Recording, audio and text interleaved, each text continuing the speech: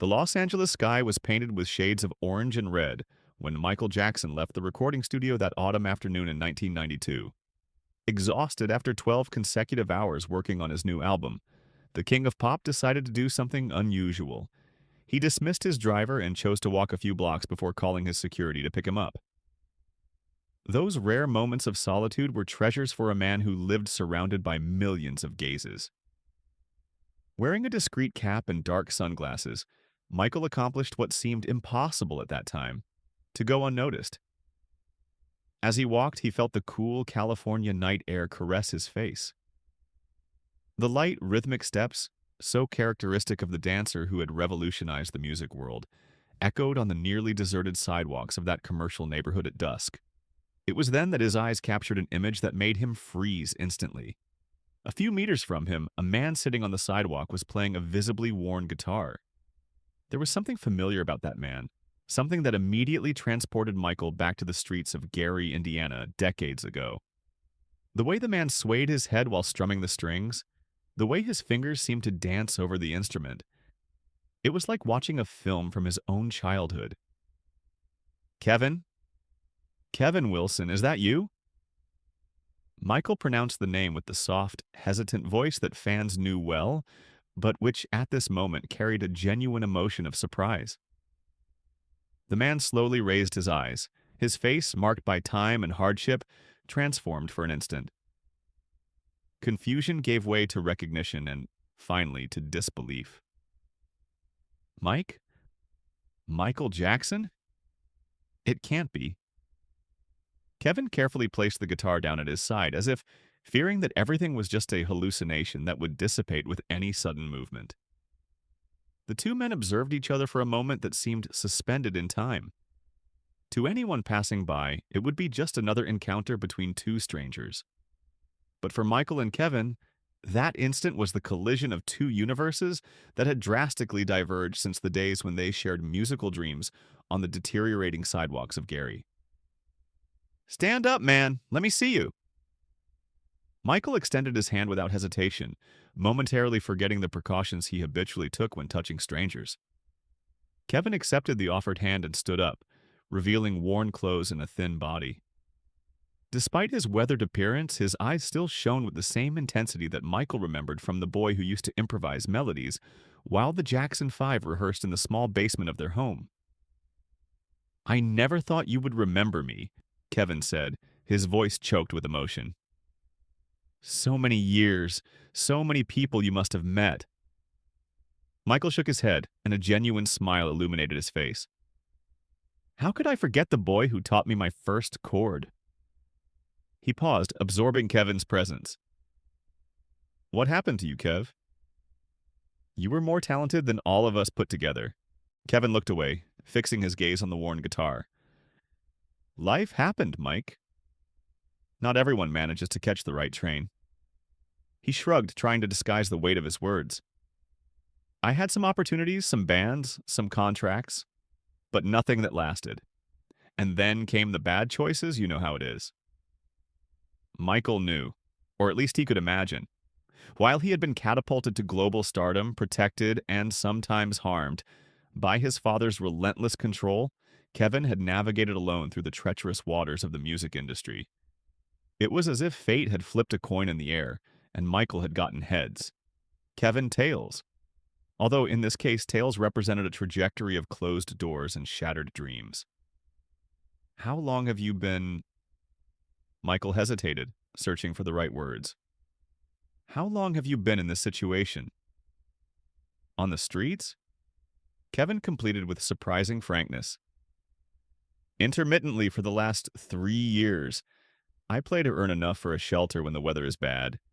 But on nights like this," he gestured toward the clear Los Angeles sky, "I prefer to stay outdoors. The homeless shelters have too many rules, too many ghosts." Michael nodded, although an entire universe separated him from that reality. While Kevin spoke about sleeping in shelters, Michael had just built Neverland, his own private kingdom. The contrast was almost too painful to contemplate. "Do you still compose?" Michael asked, genuinely interested. Kevin smiled, and for a moment the boy from Gary emerged through the layers of disillusionment. Every day, it's what keeps me sane.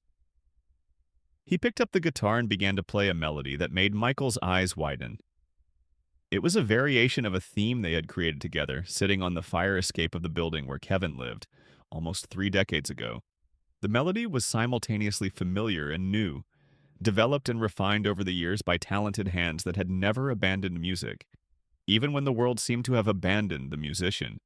Michael closed his eyes, allowing himself to be transported back to that time of infinite possibilities, before fame, before the spotlights, before the literal and figurative masks that now were part of his daily existence. When Kevin finished playing, he looked at Michael with a mixture of pride and melancholy. I call it divergent paths. I started composing it when I first saw you on TV after you left Gary. Michael felt a knot form in his throat. The music was an undiscovered masterpiece, a jewel buried beneath the weight of the world's indifference. Kevin, Michael finally said, I want you to come with me. Kevin raised his eyebrows, confused. Where to? First, to dinner. I'm starving, and I imagine you are too. Michael smiled, but his eyes conveyed an intensity that Kevin recognized from the determined boy he had known in Indiana. And afterward, I want you to show me more of your compositions.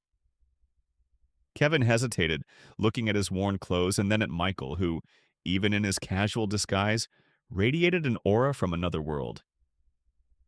Look, Mike, I appreciate it, but... He shook his head. I don't need charity. Michael placed a hand on Kevin's shoulder, a rare gesture for someone who rarely initiated physical contact with strangers. It's not charity, Kevin.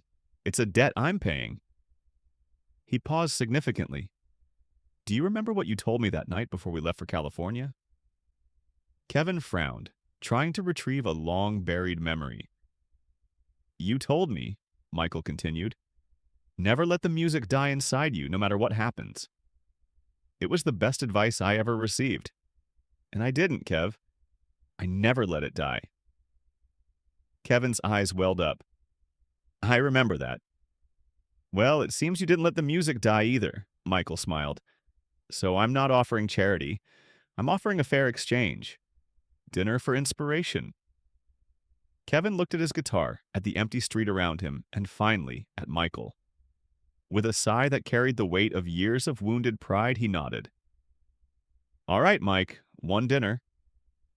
Michael smiled, relieved, and took out his cell phone, one of the first portable models, cutting-edge technology for the time, and called his security. While they waited, the two men stood side by side, their shoulders almost touching, contemplating the sky that was now rapidly darkening. Do you think it would have been better if we had switched places? Michael suddenly asked, his voice almost a whisper. If you had become the star and you had ended up on the streets? Kevin completed, letting out a low, humorless laugh. No, Mike, you were born for this. I think I was born to live other experiences. Not better, not worse, just different. Michael looked at his old friend with new admiration. It was a perspective that few people in his life could offer. The wisdom that comes not from success, but from resilience in the face of failure.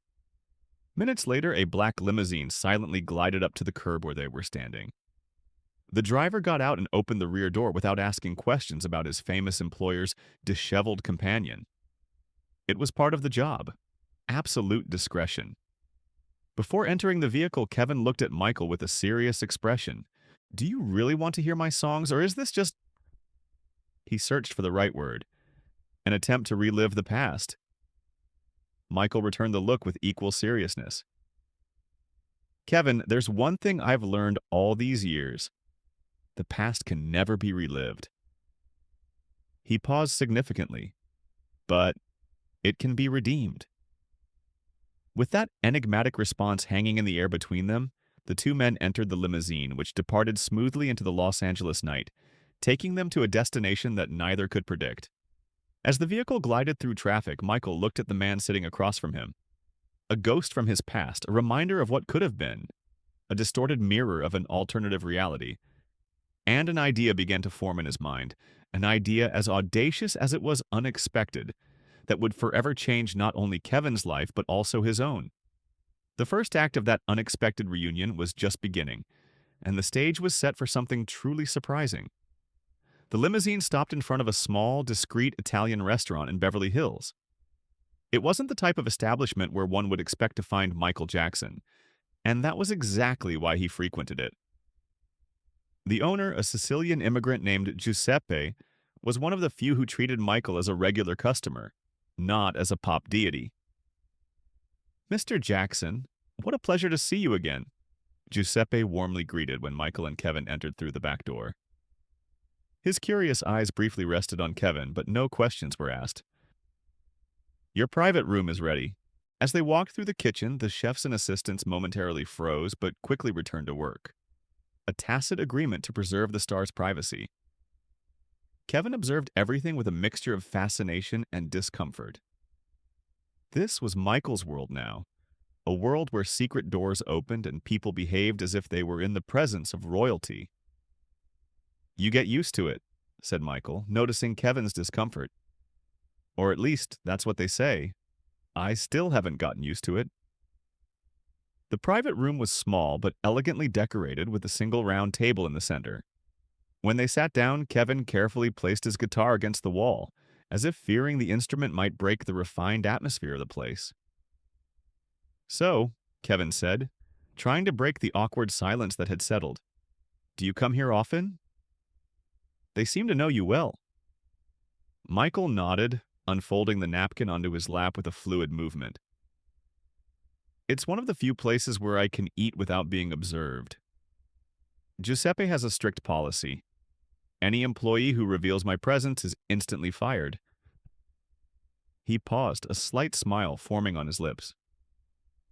"I think it works because in 10 years no paparazzi has ever found me here." Dinner was served without them having to order, another privilege of fame that made Kevin raise his eyebrows. As they ate, the conversation flowed slowly like a river trying to overcome the dam of decades of distance. They talked about Gary, about the old days, carefully avoiding the abyss that had formed between their lives. It was only when dessert, artisanal tiramisu, was served that Michael finally addressed the subject that was on his mind. "Kevin, I want you to show me your songs, all of them." Kevin swallowed a piece of the sweet, looking at Michael with a mixture of surprise and suspicion. "Why? What do you intend to do with them?" Michael smiled, that famous smile that lit up his entire face but which few saw genuinely offstage. "Because I'm curious. Because I want to know what kind of music the boy who taught me my first chord created during all these years." Kevin put down his fork, studying Michael's face. I have a notebook. I carry it with me. It has some lyrics, some rudimentary scores. And the rest?" "The rest is here." Kevin touched his own temple. "I never had money to record properly, so I memorized melodies, arrangements. It's the only safe place to keep them when you live as I live." Michael nodded slowly, fascinated by the man's resilience. "I want to hear them. All of them." "That could take all night," Kevin warned with a nervous laugh. "I have all the time in the world," Michael replied simply. After dinner, instead of returning to the limousine, Michael guided Kevin down a side corridor to a small room at the back of the restaurant. To Kevin's surprise, the space had been transformed into a mini studio, with a digital piano, a basic mixing board, and recording equipment. "Giuseppe lets me use this space when I need privacy to compose," explained Michael. "Not even my team knows about this place." Kevin looked around astonished. "You have a secret studio in the back of a restaurant in Beverly Hills?" Michael shrugged as if it were the most natural thing in the world. "Fame has its privileges and its prices. Sometimes I need to escape even from myself." For hours, Kevin played his compositions. He started hesitantly, his hands trembling slightly over the guitar strings, but gradually gained confidence as Michael listened with genuine attention, occasionally making a note in a small notebook he had taken from his pocket. Kevin's songs were raw, honest, devoid of the polished production that characterized commercial music. They were stories in the form of melody, stories of loss, of roads not taken, of dreams deferred, but never completely abandoned. There was one in particular titled Broken Mirrors that made Michael stop what he was doing and listen in absolute silence, motionless as a statue. "That one," he said when Kevin finished, his voice almost a whisper. "That one is special." Kevin nodded, a glimmer of pride in his eyes. "I wrote it after seeing your performance at Motown 25. You know, when you did the moonwalk on TV for the first time?" Michael seemed surprised. "You watched?" "Everyone watched, Mike." Kevin smiled sadly. "I was in a bar in Chicago, trying to get a contract with a local record label. When you appeared on TV, the entire place stopped. And I thought, that's the boy who used to ask me for chord tips." He paused, swallowing hard. "That's when I realized our paths had separated forever." A silence loaded with meaning hung between them. It was true. Their paths had irrevocably diverged. There was no way back, no way to erase the circumstances that had shaped their lives so distinctly. "But perhaps," Michael finally said, "perhaps our paths can cross again, even if briefly." Kevin frowned, confused. "What do you mean?" Michael stood up and began to pace around the small studio, the contained energy that always seemed to vibrate under his skin now clearly visible.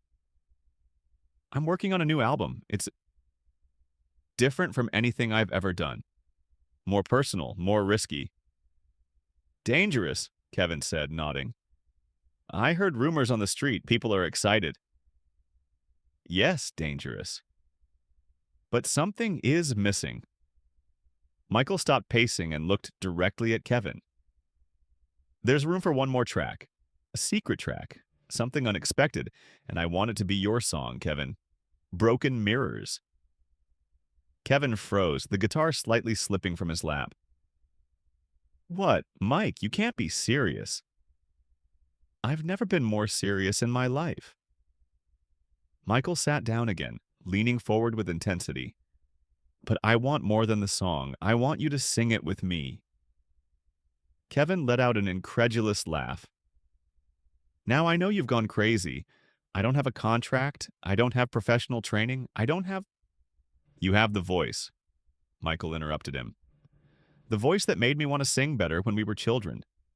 The voice that has the truth this song deserves."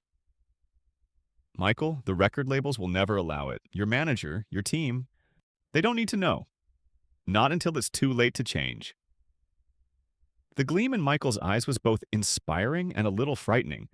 It was the look of a man accustomed to bending reality to his will. "We'll record here tonight.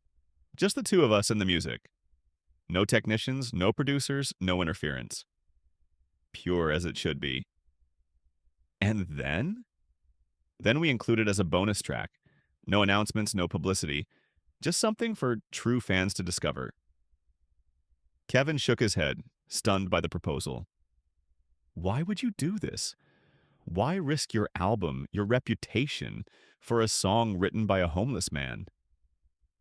Michael stood up again, walking to the window that looked out onto a dark alley behind the restaurant. For a long moment, he just looked into the night, his profile outlined against the faint light coming from outside.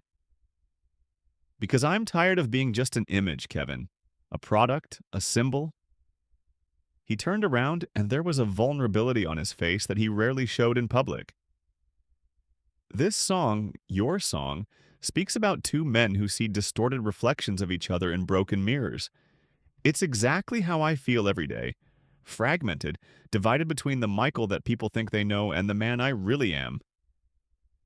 Michael sat back down, his intense gaze fixed on Kevin. "Besides, you deserve to be heard. Your talent deserves a chance, even if it's just one song, even if it's just once." Kevin was silent for a long time, his hands automatically caressing the guitar strings, producing soft chords almost unconsciously. Finally, he looked up. "One condition," he said. Michael tilted his head, curious. "What?" "No credit for me, no mention of my name, No publicity.